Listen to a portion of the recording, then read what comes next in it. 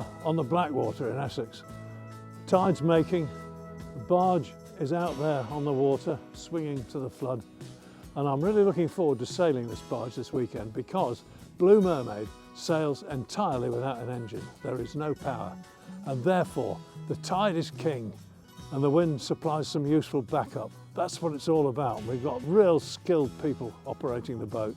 It's an absolute pleasure for somebody like me who's used to sailing on deep water vessels to come here and see how these boats could haul 100 tons of cargo, drawing practically no water at all.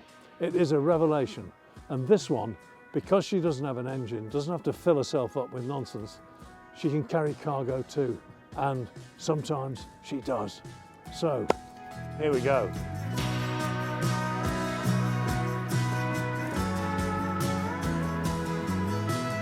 Yeah.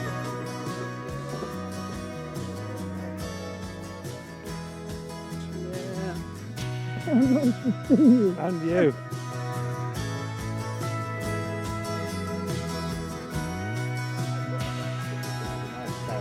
Maybe end up at Cone and Brighton Sea. Good people. Lovely. So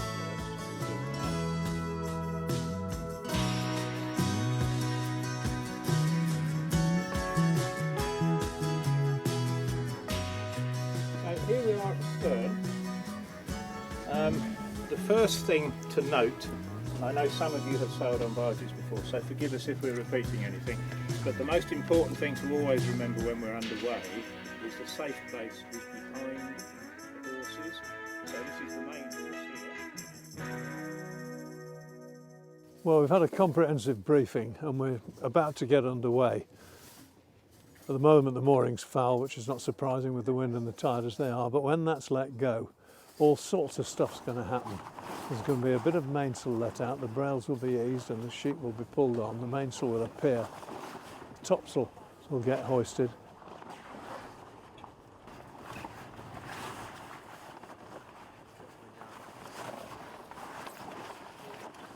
And the foresail, that's like, remember, the staysail for a gaff cutter, will be hoisted and set. And then we'll start sailing and we'll see what's going to happen next. Well, we're slowly getting more and more sail on her. We've got the jib up now and she's going well with that. Next it's the jib topsail, which is a sail that goes right from the very top of the topmast, which is a whippy spar right up there, and onto the bowsprit end. They're just hanking it on now, getting ready to go.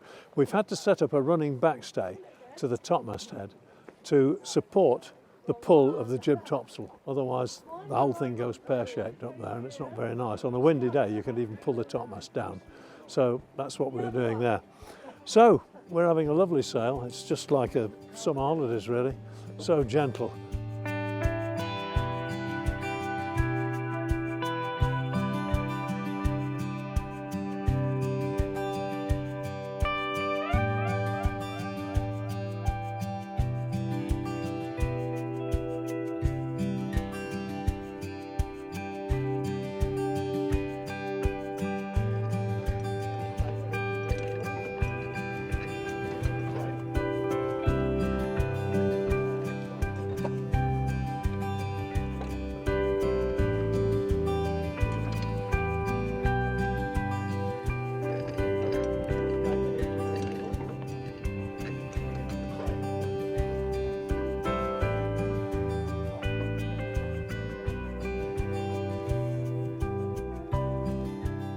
Well, Hilary, you're a prime mover in this operation, really. You are. Yeah, you are.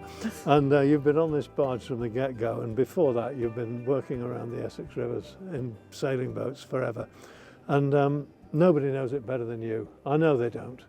And I'm curious as to what the vessel does when she's not out with us having a lovely day out on a Saturday afternoon. Okay. What's she conceived for and how does she work? So first of all, for us, it was important to have a vessel like this, which on one hand could be sailed by 2 or 3 people, but on the other hand could actually give real work to up to 12 people. Our clients are, I guess most of them are going to be young people, probably over the age of 10. We do work with people with special needs. We do work with adults, for example, adults with Alzheimer's, as an example, which has been absolutely amazing. Really? Yeah. Yeah, because those adults have sailed in the past, and coming on here has given them some memories, and their wives, sons, daughters, whoever brought them are like, but my dad hasn't said that for many years, so that kind of thing. But I think mostly our work is with our young people. It's difficult to get away from anybody when you're on a boat, isn't it? And so the teamwork thing is actually quite important. Yeah. You've got to make the best of it. You can't get off. It's a kind of, if you like, a holistic thing, because there's the work to do, because we're not going to go from A to B without making the boat sail, because we don't have an engine. Okay. The reason we don't have an engine is, first of all, that we've always enjoyed sailing without an engine, so we have our own boat that doesn't have an engine. When we did have a barge that had an engine, very often we would have a whole charter without using it. So we're like, okay. It does, I feel, make me think much further ahead. So whatever you're going to do, instead of living in that moment, you're also thinking ahead about what's going to happen later on. I think for our young people, the fact that we don't have an engine is a huge plus, because they are used to a push-button society, aren't they? Everything they do is push-button.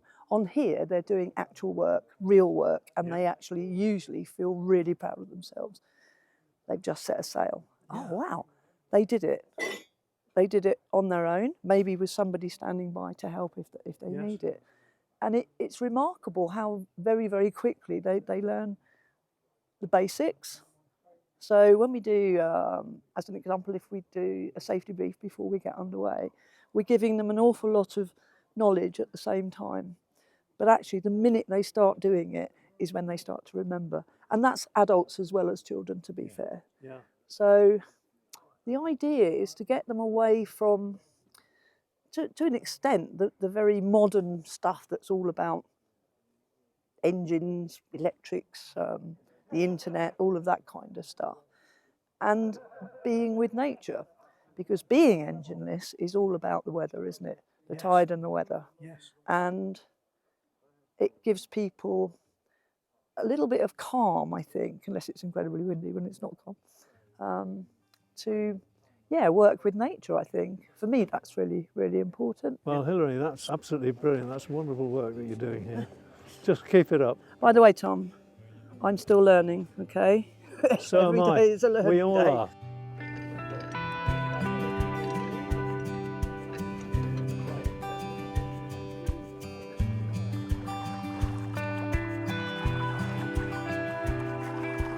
Well, sailing doesn't get much better than this. We'll be close hauled in a minute and we'll get our comeuppance, but right now we're streaming along on a broad reach and, well, it's like proper yachting. So we're coming up to a buoy. When we round the buoy, we'll be coming close hauled, and the guys are getting stuff in now while they can before it absolutely crunches when we come round the buoy, and the lads are winding the wang up to windward at the moment. That's the top end of the spreet that controls the set of the main, along with the main sheet, which is here. And this is going to be a killer to pull this in. That'll be on the winch as well. These winches are very powerful, but the trouble with them is they're so low down, they're absolutely killers to wind. You can't really use the strength of your body. You just have to crouch down and do the best you can. And it's always been like that. Everybody loves them.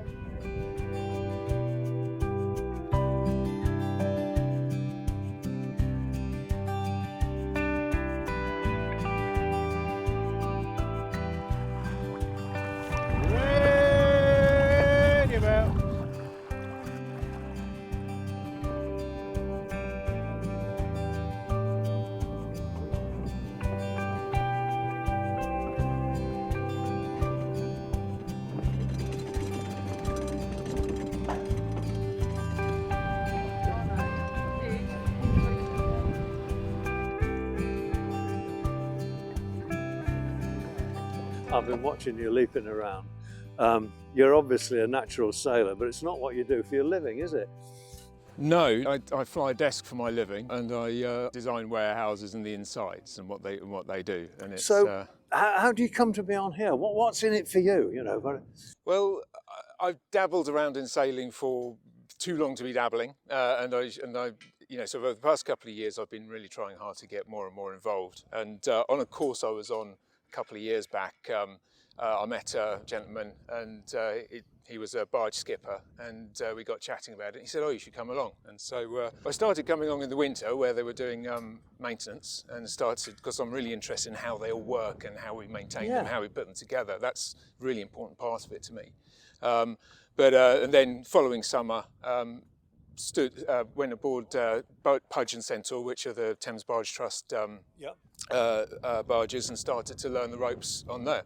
And lots of similarities to ordinary sailing and lots of big differences as well. So a massive learning curve all the way through. yeah. And the actual ethos of the thing, this boat having no engine and being operated by purely wind and tide by highly skilled people, I mean, how does that grab you? It adds a completely different dimension. There's no point where you can sort of say, if anything goes wrong, I can stick the engine on, go. You've got to be planning ahead and understanding what's going to happen to make sure that, well, because you haven't got that fail-safe to get you out of trouble. Yeah. You know, so. And do you particularly enjoy that? Yes, in hindsight. When it's happening and I have to do things quickly, that can be a bit different. But in hindsight, you know, so when you're in it and everything is about the forces around you, the tide and the wind and so on, and you really are you're balancing those forces on and making them work for you. That's...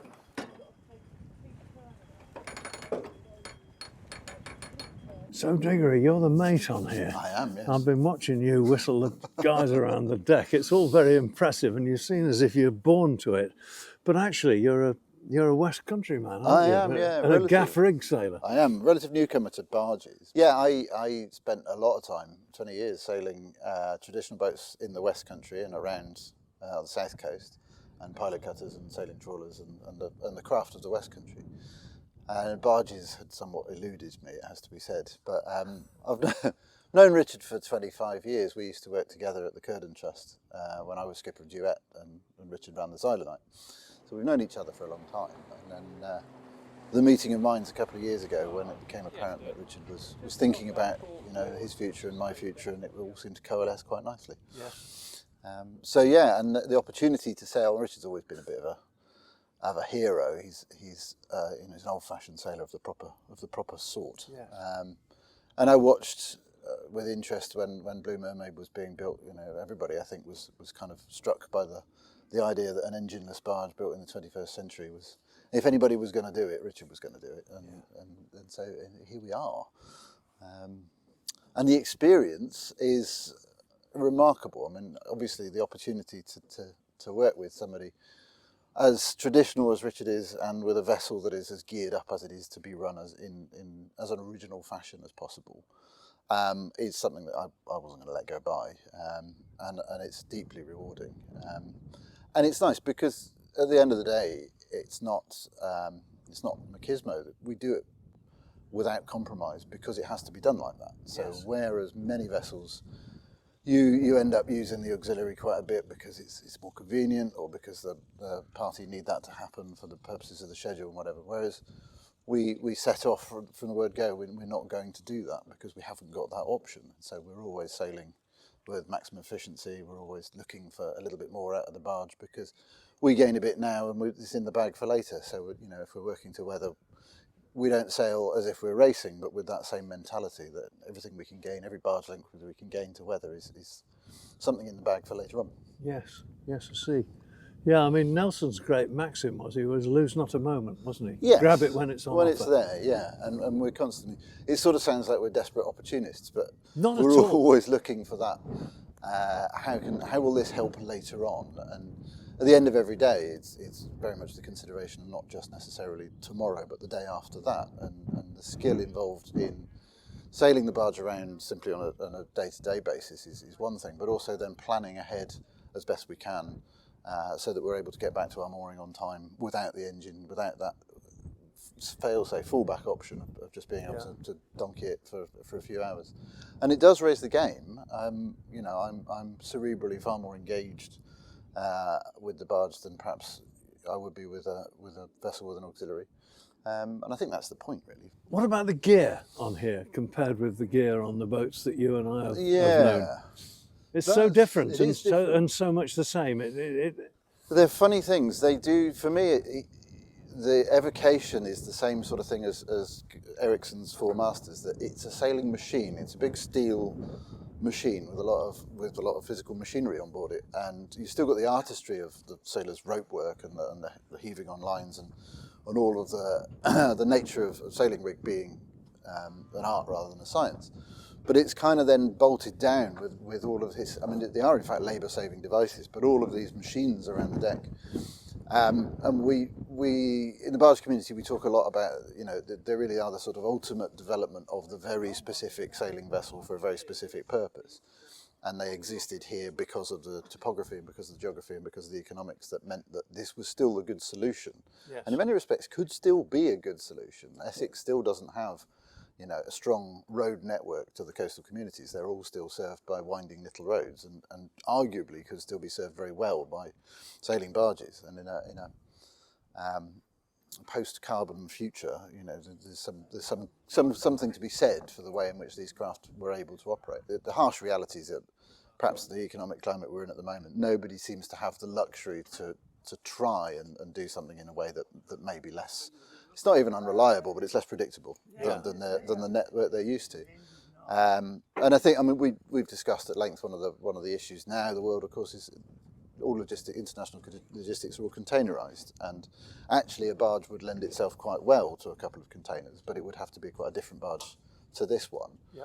The main hatch is 30 feet long, obviously a container is 40 feet long, but with some consideration, a lot of what went into a barge could go into a future carbon-free sailing vessel.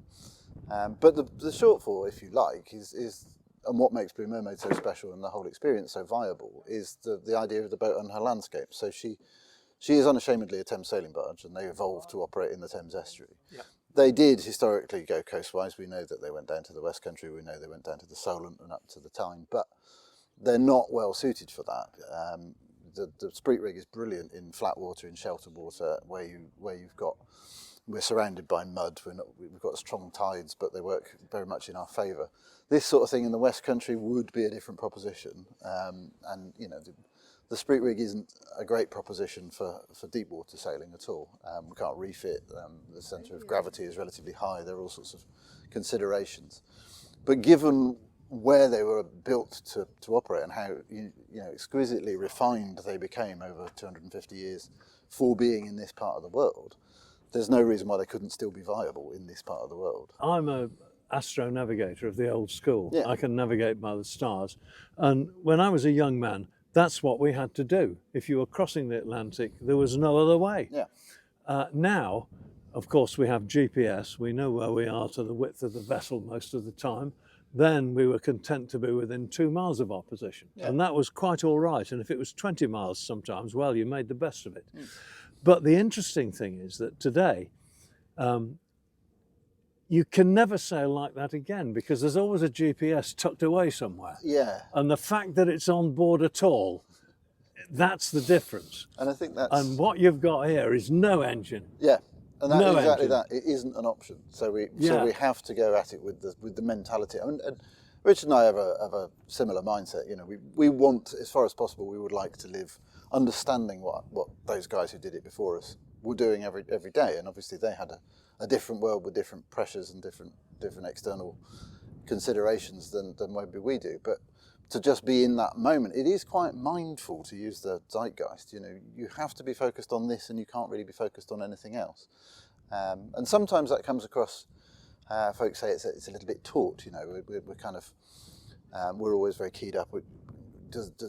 Do you relax as much on Blue Mermaid as you might on a vessel with an auxiliary? And possibly not, but it depends what your idea of relaxation is. So to be fully immersed in how every evolution, how every adjustment we make to the rig, how every adjustment we make to the trim is going to benefit us in a little while is it's a fully immersive experience, and for me, I just think I'm extremely fortunate in the 21st century to have the opportunity to try this, to live like this, at least for now. You know? You are. I envy you, actually. There have been quite a few people, sort of relatively high-profile instructors and senior figures in the RYA who have at various points all said, "Well, if I had the opportunity to sail as mate with Richard, I would have taken it." And so when that opportunity came along, of course, you know, the right place, right time. Yeah.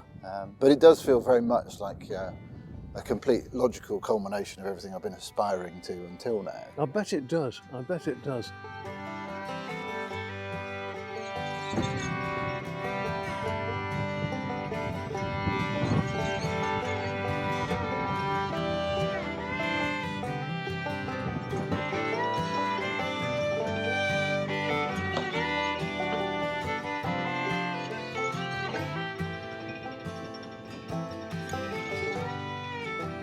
Well, it's evening.